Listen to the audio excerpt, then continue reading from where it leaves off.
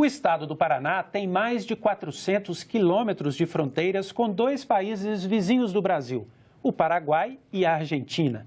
Essa região, conhecida como Tríplice Fronteira, é um dos maiores atrativos turísticos do país. Por outro lado, oferece muitos desafios relacionados à segurança. O contrabando e a atuação do crime organizado são dois problemas que preocupam a população. Esse é um dos temas da nossa entrevista com o senador Álvaro Dias, porque a segurança dos paranaenses é assunto de Estado.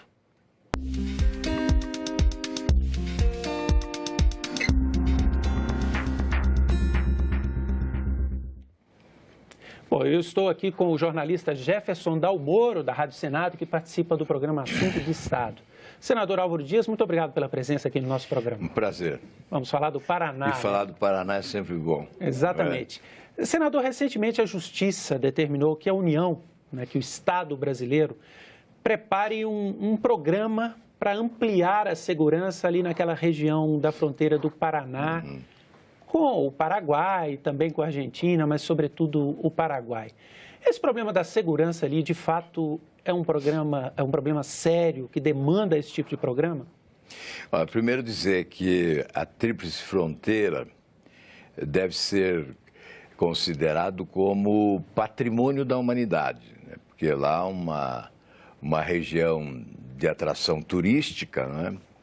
Com belezas naturais incríveis que fascinam o mundo, mas um contraste gritante com a realidade social, especialmente tumultuada pela violência que quase sempre perpassa a região da Tríplice Fronteira, em razão da ausência de uma política de segurança pública que possa conter esse processo do contrabando, do tráfico de armas. É por isso que se diz que a violência nos grandes centros urbanos do país começa quase sempre lá na faixa de fronteira, porque é onde há o contrabando de armas, o tráfico de drogas. Inclusive, nós estamos mostrando algumas imagens aqui da região no nosso telão, né? Ali a Ponte da Amizade, todo o Lago da Usina. E aí o Lago de Itaipu, né? Da usina de Itaipu, que só de material humano exigiria hoje mais 500 policiais, só para a proteção na área do lago. Portanto, além da ausência de equipamentos modernos necessários para o combate à violência, o combate à criminalidade naquela região, há também a ausência de material humano. Eu repito, só em relação ao lago nós necessitaríamos de mais 500 policiais. E nós sabemos que lá está instalado o Exército Brasileiro. Eu creio que é um momento de debater uma participação maior do Exército na cobertura em matéria de segurança pública dessa faixa de fronteira do país. Além, é claro, do mutirão que se exige, eu creio que há necessidade de conjugar os esforços de todas as polícias, de todas as forças de segurança, né? O Exército, Polícia Federal, Polícia Civil, Polícia Militar, guardas municipais, todo esse arsenal de segurança existente deve ser maximizado para que a população tenha mais segurança, em função do crescimento avassalador da violência no país. Não só o número de presos no país que cresce e o sistema penitenciário vai se tornando incapaz de atender a demanda, como o número de homicídios também que é crescente, e nós sabemos que apenas 8% dos homicídios ocorridos no país foram investigados. Não é nem solucionado, investigado. Investigado, não é solucionado. Então, veja que em matéria de segurança pública, nós estamos devendo muito. E os recursos aplicados em segurança são insuficientes.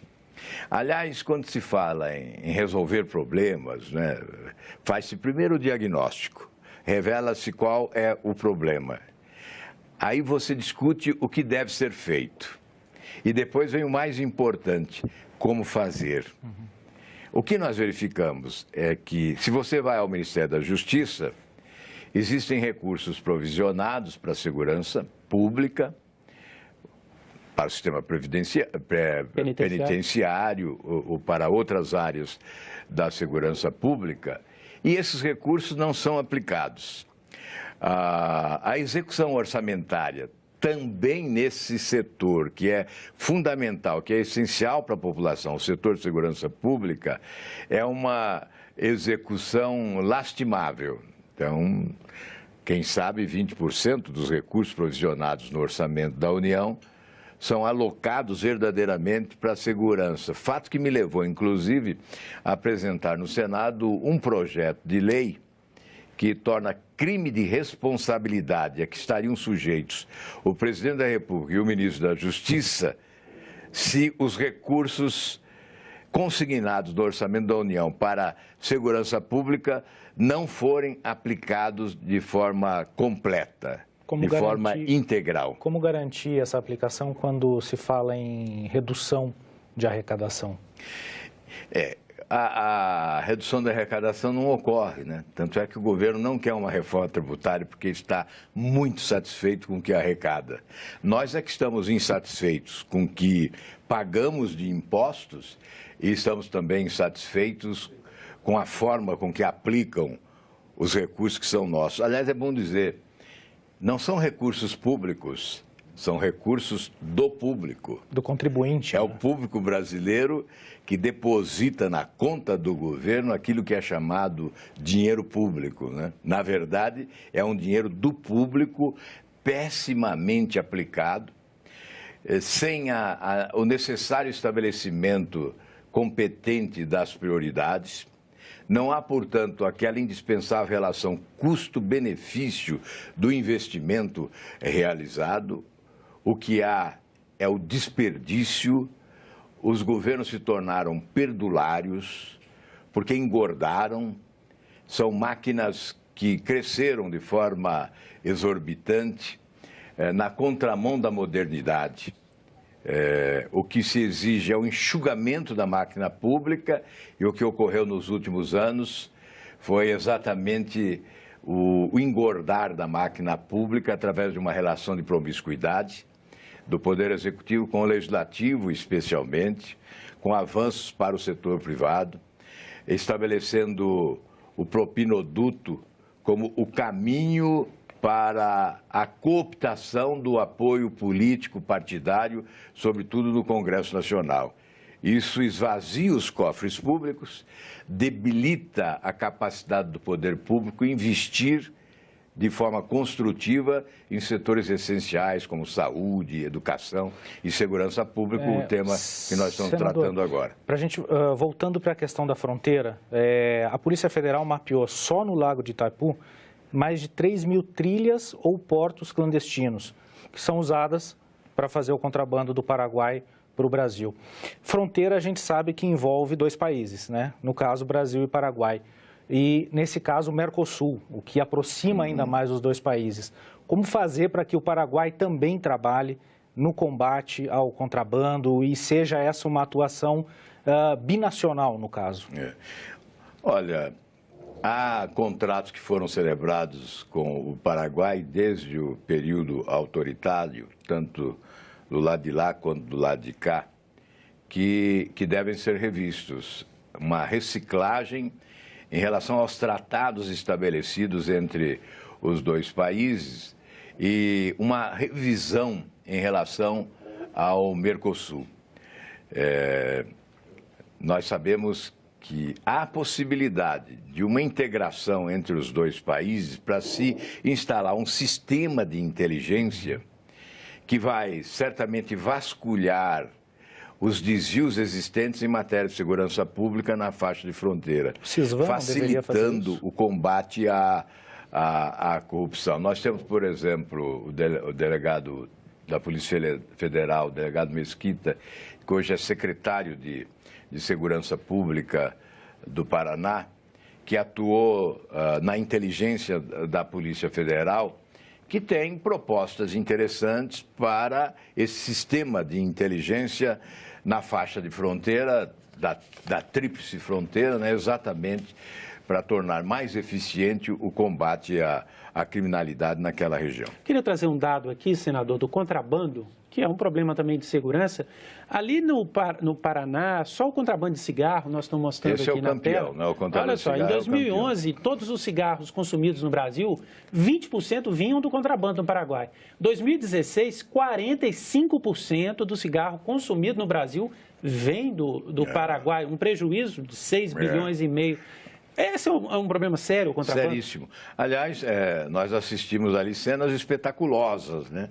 Dos contrabandistas atirando sacos de cigarros, né? Pacotes de cigarros.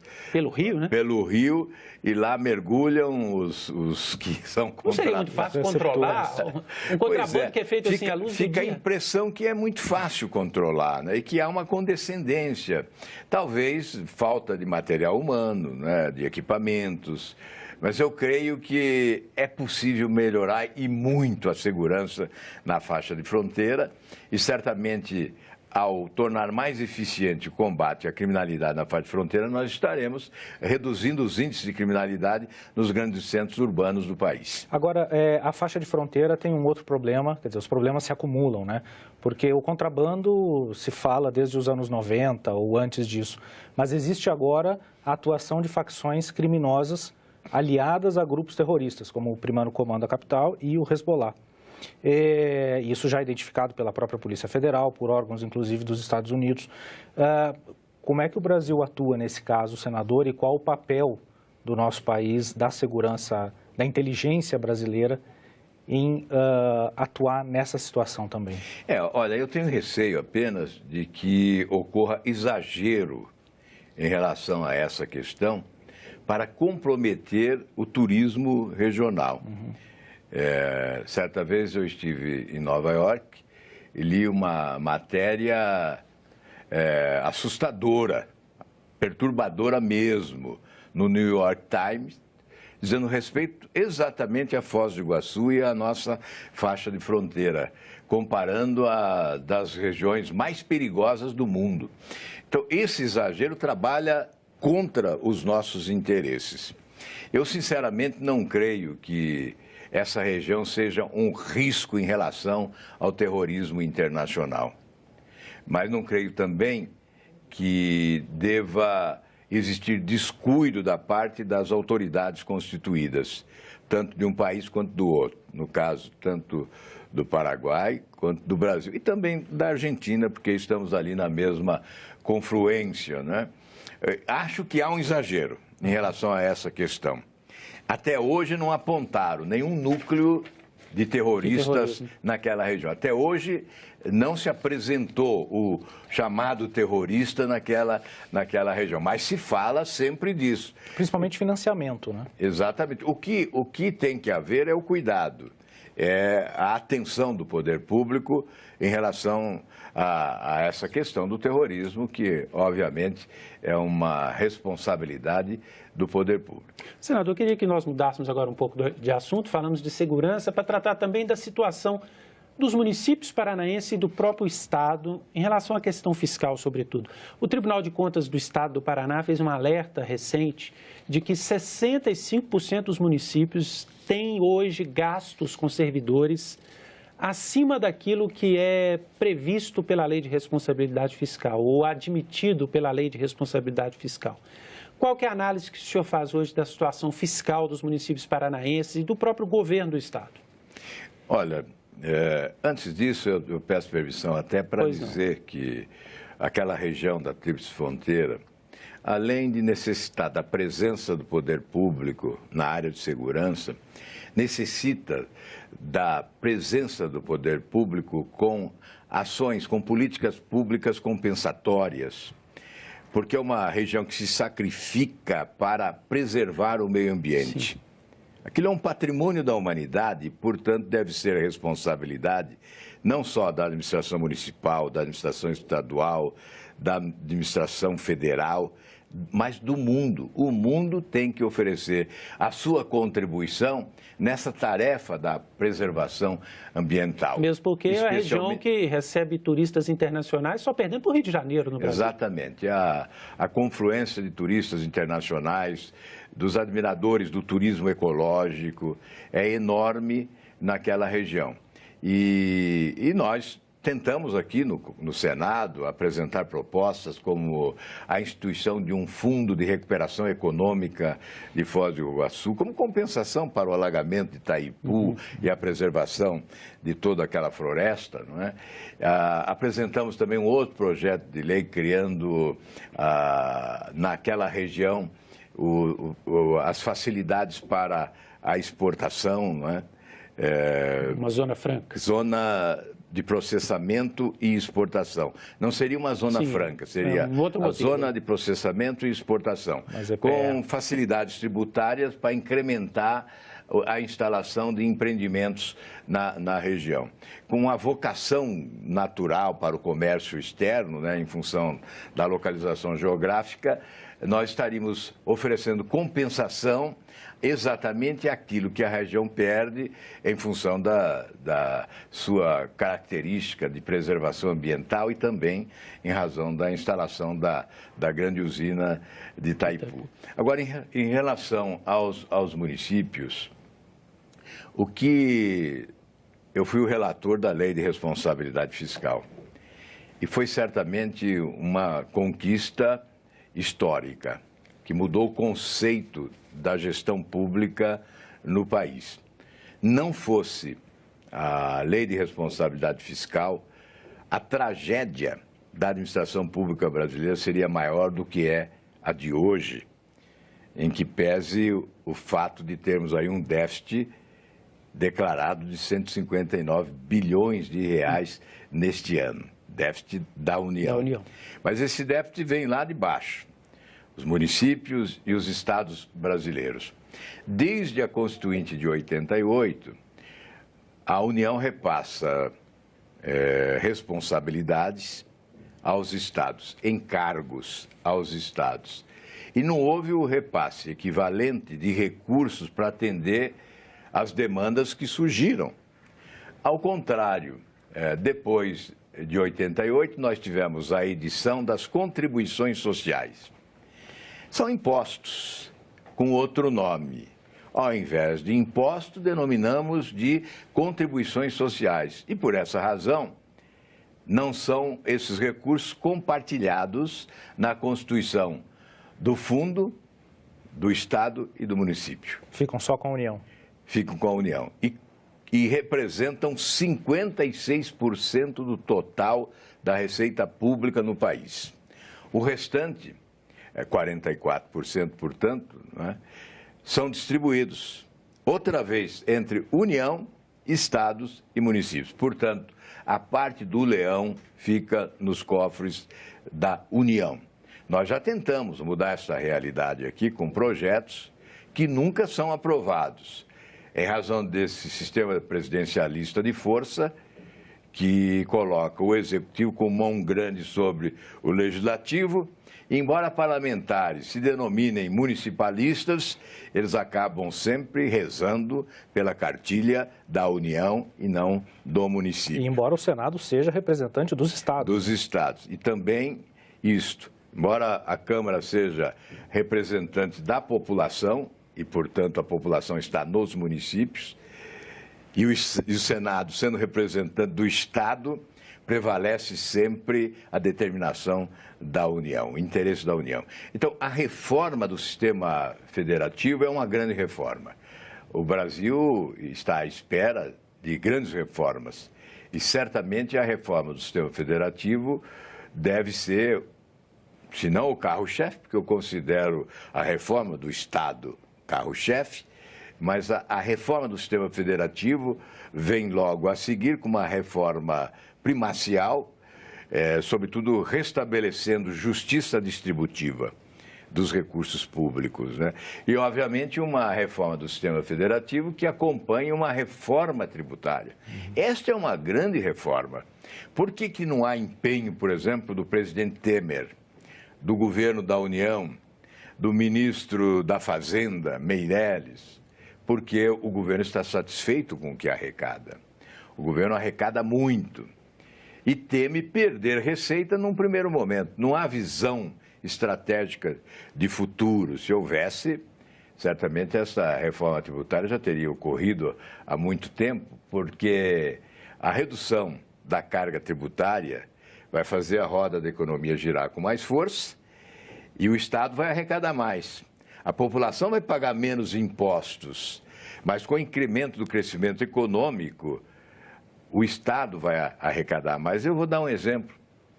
Quando eu era governador, havia uma grande sonegação no imposto da carne, o ICMS da carne. Os frigoríficos sonegavam para sobreviver. Era 17% a tarifa do ICMS. Nós reduzimos para 7%. O que ocorreu? Cresceu a arrecadação 300%.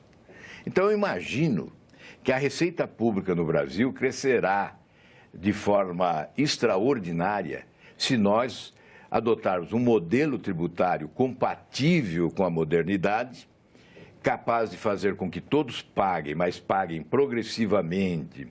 Os que podem mais, pagam mais, os que podem menos, pagam menos. Tributar menos o consumo, tributar mais a receita. Não tributar setores essenciais da população mais pobre, como remédio, cesta básica. Nós teremos, sim, o Estado brasileiro arrecadando mais do que arrecada hoje, porque certamente a economia ganhará um impulso mais significativo. Agora, senador, nas prefeituras, nos municípios, além dessa questão, dessa dificuldade de repasses da União, do FPM ser curto, né? Há questões envolvendo também a gestão por parte dos prefeitos, que muitas vezes é perdulária, como o senhor falou que existe esse problema. E mais, o senhor tem projetos aqui no Senado diminuindo, por exemplo, o número de senadores, o número de deputados. As câmaras de vereadores estão muito inchadas, digamos assim. Há municípios com vereadores demais do que necessitaria, por exemplo. Olha, então, só um exemplo de redução. Exato. Esse sistema é a causa maior dos grandes problemas de natureza financeira na administração pública brasileira. O sistema foi instalado em Brasília, é o sistema do balcão, né? O balcão de negócios. É a fábrica dos grandes escândalos de corrupção e é a matriz dos governos corruptos e incompetentes. E esse sistema foi clonado e foi transplantado para estados e municípios e tornou-se rotina. A própria imprensa nacional trata dessa questão com muita naturalidade. Quando o administrador oferece a determinado partido, determinada secretaria, para que o partido indique, a imprensa divulga com naturalidade, ou seja, assimilou esse sistema. Virou do jogo político. Esse sistema promíscuo, não é? Virou do jogo político. Então, isso foi transplantado. Aí nós temos administrações inchadas, né? Aí criam secretarias. Ultimamente, criam ministérios e secretarias para oferecer foro privilegiado àqueles que estão sendo procurados pela polícia, né? Isso é que é terrível. Então, aumentaram o número de secretarias nos estados e o número de ministérios na União para acobertar investigados, perseguidos pela polícia, para oferecer o foro privilegiado que o Senado já acabou aqui com um projeto de nossa autoria, o Senado aprovou, está na Câmara, e a gente nunca deixa de perder uma oportunidade como essa para dizer, olha, está na hora da Câmara votar esse projeto. Então tem que haver uma pressão sobre a Câmara dos Deputados para que se acabe o foro privilegiado, que isso é uma vergonha.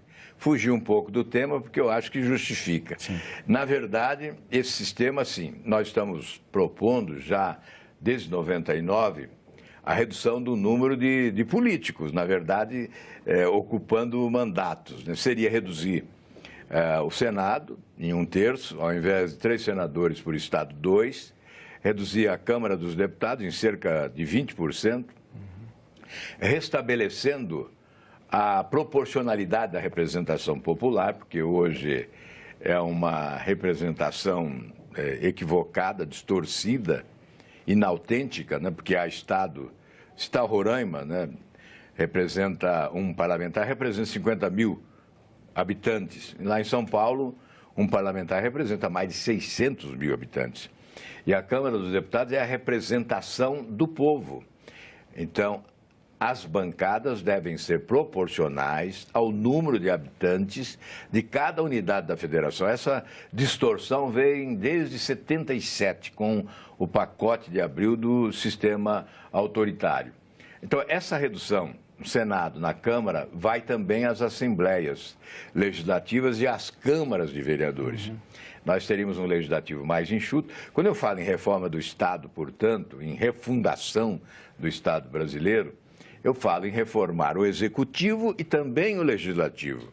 Essa redução tornará o Legislativo mais enxuto, mais econômico, aliás, uma economia gigantesca, né, e mais qualificado.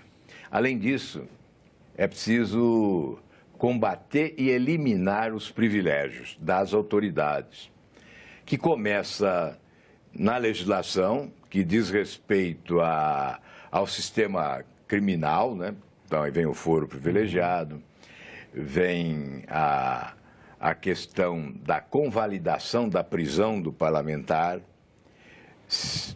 Eu apresentei proposta para eliminar da Constituição, retirar da Constituição essa prerrogativa que perdura e que confere competência ao Legislativo para desautorizar a prisão de um parlamentar. E também que permite ao Legislativo suspender a ação penal em curso envolvendo qualquer parlamentar. São privilégios. Mas não só estes, né?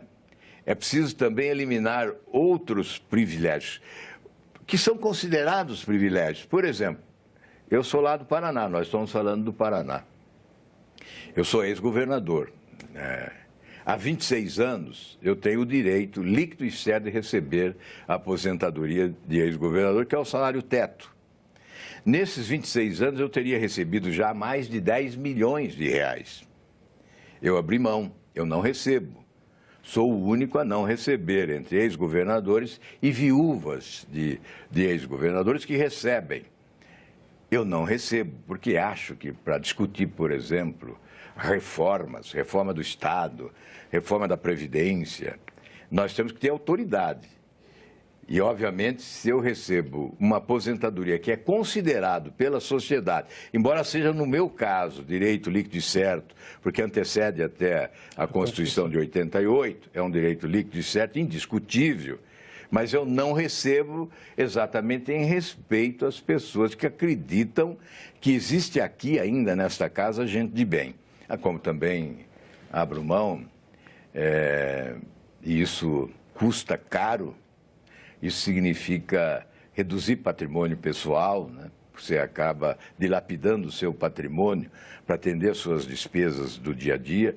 Eu não recebo a verba indenizatória de 15 mil reais por mês no Senado e não recebo também o auxílio moradia, que me parece 5.500 reais por mês, e moro num flat, portanto, pago as minhas despesas. Eu acho que, nesse momento que o Brasil vive incríveis dificuldades, mergulhado num oceano de necessidades, nós só podemos ter autoridade de discutir essas questões se nós dermos o exemplo também abrindo mão de privilégios. Não só combatendo os privilégios, mas abrindo mão daqueles que nos dizem respeito. Muito obrigado, senador, pela presença aqui no programa Assunto Estado.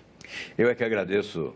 Falar do Paraná é sempre bom, nós falamos mais do Brasil e o Paraná é Brasil. Exatamente. Muito obrigado pela sua audiência. Essa entrevista está disponível no site senado.leg.br/TV. Você pode entrar em contato com a TV Senado ligando sempre para o 0800 61 22 11. Obrigado pela companhia e até a próxima.